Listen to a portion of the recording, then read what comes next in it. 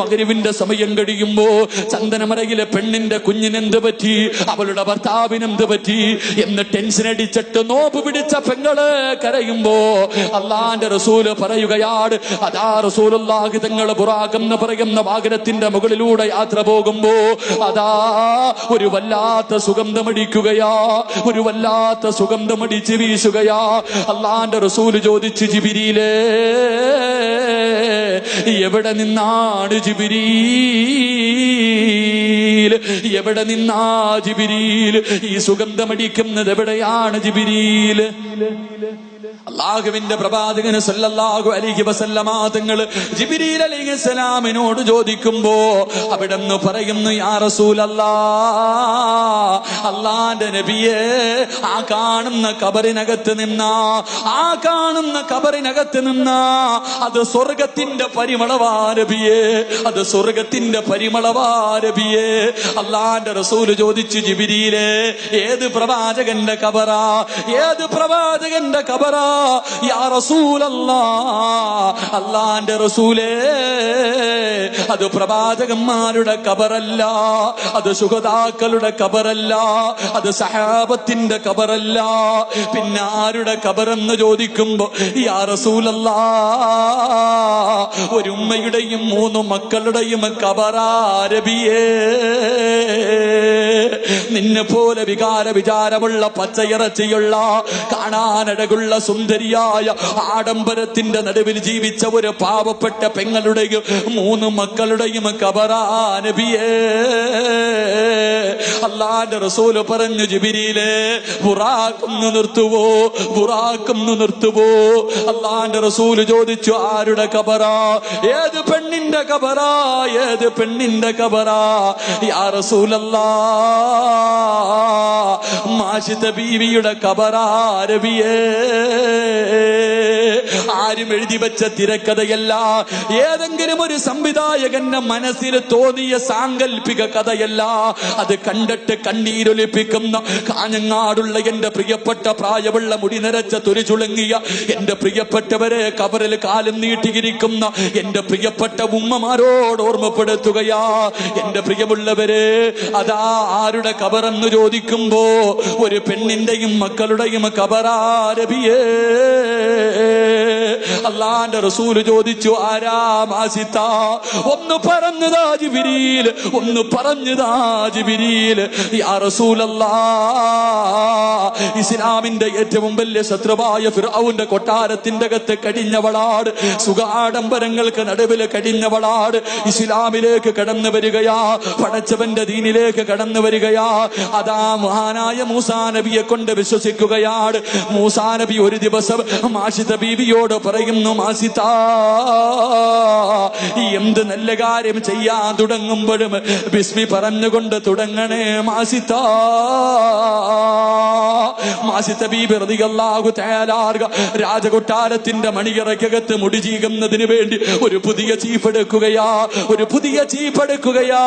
പെണ്ണെ ആ സമയത്ത് പറഞ്ഞു, ബിസ്മില്ലാഹിർ റഹ്മാനിർ റഹീം. മാഷിത ബീബി ബിസ്മില്ല പറയുകയാ. അല്ലാഹുവേ ശത്രുക്കൾ പിടിക്കുകയാണ്, ഫിറഔൻ പിടിക്കുകയാ. കൊട്ടാരത്തിലെ പെണ്ണ് മുസ്ലിമാ എന്ന് വെളിയിലെറിഞ്ഞ നാണക്കേടാണല്ലോ. എന്തു പറഞ്ഞിട്ടും മാറ്റമില്ല, എന്തുപദേശിച്ചിട്ടും മാറ്റമില്ല. അവസാനം നാട്ടുകാരറിഞ്ഞു തുടങ്ങി, വല്ലാത്ത നാണക്കേടായി. ആ സമയത്ത് കൊട്ടാരത്തിൽ എല്ലാവരും കൂടെ യോഗം ചേർന്നു. എന്നിട്ടൊരു തീരുമാനമെടുത്തു, എങ്ങനെയെങ്കിലും മാഷിത്താനെ തിരിച്ചു കൊണ്ടുവരണം, എങ്ങനെയെങ്കിലും മാസിത്താര തിരിച്ചു കൊണ്ടുവരണം. എന്റെ പ്രിയമുള്ളവരെ, എന്തേ ചെയ്തതെന്നറിയുമോ, എന്തേ ചെയ്തതെന്നറിയുമോ? പെണ്ണെ ഒരു ചട്ടിക്കകത്ത് എണ്ണ തിളപ്പിക്കുകയാ. എന്റെ പ്രിയമുള്ള സഹോദരങ്ങളെ, മാഷിത ബീബി റളിയല്ലാഹു തആല എന്തു പറഞ്ഞിട്ടും മാറുന്നില്ലെന്ന് കണ്ടപ്പോ ഒരു വലിയ ചട്ടിക്കകത്ത് എണ്ണ തിളപ്പിക്കുകയാണ്, ഒരു വലിയ ചട്ടിക്കകത്ത് എണ്ണ തിളപ്പിക്കുകയാ. എന്നിട്ട് മാഷിത ബീബി റളിയല്ലാഹു തആല കൊണ്ടുവരികയാണ്. എന്നിട്ട് ചോദിച്ചു, മാഷിതാ ഈ തിളച്ചുമറിയുന്ന എണ്ണ കണ്ടോ, പിന്മാറുമോ മാഷിതാ, പിന്മാറുമോ മാഷിതാ? മാഷിത ബീബി പറയുന്നു, എന്റെ തീരുമാനം തീരുമാനത്തിൽ മാറ്റമില്ല. അവിടെന്ന് പറയുന്നു മാസിതാ, ഈ എണ്ണ നിനക്കുള്ളതല്ല, ഈ എണ്ണ നിനക്കുള്ളതല്ല. മാജിദ ബീബി റളിയല്ലാഹു തആല അൻഹയുടെ മൂത്ത മകളുണ്ടല്ലോ, ചരിത്രം പറയുന്നു 7 വയസ്സാട് മാജിദ ബീബിയുടെ മൂത്ത മകളെ ശത്രുക്കൾ പിടിച്ചു വലിക്കുകയാണ്, എണ്ണയുടെ മുകളിൽ നിർത്തുകയാണ്. എന്നിട്ട് ചോദിക്കുന്നു, മാസിതാ മടങ്ങി വരുവോ, മാസിതാ മടങ്ങി വരുവോ? എന്റെ പ്രിയപ്പെട്ട പെണ്ണേ, ഇറങ്ങിയ ഫർദ ധരിച്ചുകൊണ്ട് റമദാനിന്റെ രാപ്പകലുകൾ കാഞ്ഞങ്ങാട് ടൗണിലൂടെ അലഞ്ഞു തിരിഞ്ഞു നടന്ന് ഈ സമുദായത്തെ നാണം കെടുത്തുന്ന മുസ്ലിം പെണ്ണ് പൃഥ്വിരാജ് വന്ന് നിന്നപ്പോ ഫർദ ധരിച്ചുകൊണ്ട് ഫോട്ടോ എടുക്കാൻ മടിയില്ലാതെ പ്രായം മറന്നിട്ട് നിന്നുപോയി എന്റെ പ്രിയപ്പെട്ട ഉമ്മ. മാജിദ ബീബി എന്ന ചെറുപ്പക്കാരിയായ പെണ്ണ് തന്റെ പൊന്നുമകളോട് പറയുന്നു, മോളെ കരയല്ലേ, എന്റെ പൊന്നുമോള് കരയല്ലേ, നമുക്ക് നാളെ സ്വർഗത്തിൽ വെച്ച് കാണാ. 7 വയസ്സുകാരിയെ കെട്ടിപ്പിടിച്ച് ഉമ്മ കൊടുത്തിട്ട് ഉമ്മ തന്റെ മകളോട് പറയുന്നു, നാളെ സ്വർഗത്തിൽ വെച്ച് കാണാ. തന്റെ കണ്ണിന്റെ മുന്നിലിട്ട് പൊന്നുമോളെ കരിക്കുകയാണ്. തന്റെ പൊന്നുമോള് മരണവിപ്രാളത്തിൽ കണ്ണിന്റെ മുന്നിൽ കിടന്ന് അലവറയിട്ട് കരഞ്ഞ് കരിയുകയാണ്. ഈ എല്ലുകൾ വാരി വെളിയിലിട്ടു. രണ്ടാമത്തെ പൊന്നുമോളെ പിടിക്കുകയാ. ചോദിച്ചു മാറ്റമുണ്ടോ, ചോദിച്ചു മാറ്റമുണ്ടോ? മാജിദ ബീവിയുടെ തീരുമാനത്തിൽ മാറ്റമില്ല. രണ്ടാമത്തെ കുഞ്ഞിനെയും എണ്ണയ്ക്കകത്തിട്ട് കരിക്കുകയാണ്. മൂന്നാമതുണ്ടല്ലോ പാല് കുടിക്കുന്ന ചോരക്കുഞ്ഞ്. എന്റെ പ്രിയമുള്ള സഹോദരങ്ങളെ, മഹദിയുടെ തന്റെ പൊന്നുമോളുടെ മയ്യത്ത് തന്റെ പൊന്നുമകനെ നെഞ്ചിലേക്ക് തേർച്ചു വെച്ചിരിക്കുകയാണ് മാഷിദ റളിയല്ലാഹു തആല അൻഹ. പാല് കുടിക്കുന്ന കുഞ്ഞിനെ നെഞ്ചിലേക്ക് ചേർത്ത് വെച്ചിരിക്കുന്ന ശത്രുക്കൾ ചോദിച്ചു, കൊടുത്തില്ല. ശത്രുക്കൾ ചോദിച്ചു, കൊടുത്തില്ല. അവസാനം മാഷിദ റളിയല്ലാഹു തആല അൻഹയുടെ പൊന്നുമോനെ തട്ടിപ്പറിക്കുകയാണ്. തട്ടിപ്പറിച്ചിട്ട് ശത്രുക്കൾ എണ്ണയുടെ മുകളിൽ നിർത്തിയിട്ട് ചോദിക്കുന്നു, മാസിത 2 മക്കളെ കൊന്നു, 2 മക്കളെ നീ വെറുതെ കൊന്നുകളഞ്ഞല്ലോ, ഈ ചോര കുഞ്ഞിനെ കൊല്ലണോ മാസിത? കണ്ടു കൊതി തീർന്നിട്ടില്ലല്ലോ, പാല് കൊടുത്ത് കൊതി തീർന്നിട്ടില്ലല്ലോ, സ്നേഹിച്ച് കൊതി തീർന്നിട്ടില്ലല്ലോ. മാഷിദ ബീബി റളിയല്ലാഹു തആല അൻഹയുടെ കണ്ണ് നിറയുകയാണ്. ഏതുമ്മയ്ക്കാ സഹിക്കാൻ കഴിയുന്നത്? പാല് കുടിക്കുന്ന കുഞ്ഞിനെ കൊന്നുകളയാൻ ഏതുമ്മയ്ക്കാ കഴിയുന്നത്? മാഷിദ ബീബി റളിയല്ലാഹു തആല അൻഹയുടെ കണ്ണ് നിറയുകയാണ്. ശത്രുക്കൾ ചുറ്റുഭാഗത്ത് നിന്ന് ചിരിക്കാൻ തുടങ്ങി.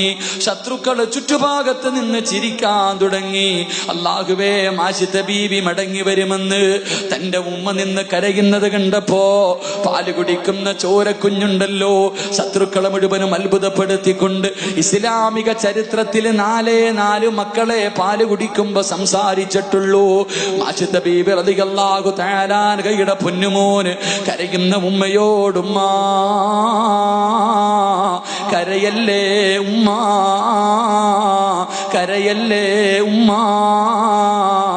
ഇവരുടെ മുന്നിൽ എന്റെ ഉമ്മ തോറ്റുകൊടുക്കല്ലേ, എന്റെ ഉമ്മ കരയല്ലേ, എന്റെ ഉമ്മ കരയല്ലേ, ചിരിക്കുന്ന മുഖത്തോടെ എന്നെ യാത്രയാക്കുമ്മ, നമുക്ക് നാളെ സ്വർഗത്തിൽ വെച്ച് കാണാമെന്ന് പാല് കുടിക്കുന്ന ചോരക്കുഞ്ഞ് കരഞ്ഞുകൊണ്ട് പറയുമ്പോൾ, എന്റെ പ്രിയമുള്ളവരെ, പാതിരാത്രി പരിയിൽ സദസ്സിലേക്ക് നോമ്പ് കടിച്ചുകൊണ്ട് കടന്നു വന്നവരോട് ആ പാല് കുടിക്കുന്ന കുഞ്ഞു പറഞ്ഞ ഒരേ ഒരു വാക്ക് ഓർമ്മപ്പെടുത്തുകയാ. ആ പാല് കുടിക്കുന്ന ചോരക്കുഞ്ഞ് തന്റെ ഉമ്മയ്ക്ക് പറഞ്ഞു കൊടുത്ത ഒരേ ഒരു ഉപദേശം പറഞ്ഞ് വഴുതു നിർത്തുകയാ. ആ പൊന്നുമോൻ ഉമ്മയോട് പറഞ്ഞ വാക്കെന്തെന്നറിയുവോ? ഉമ്മാ,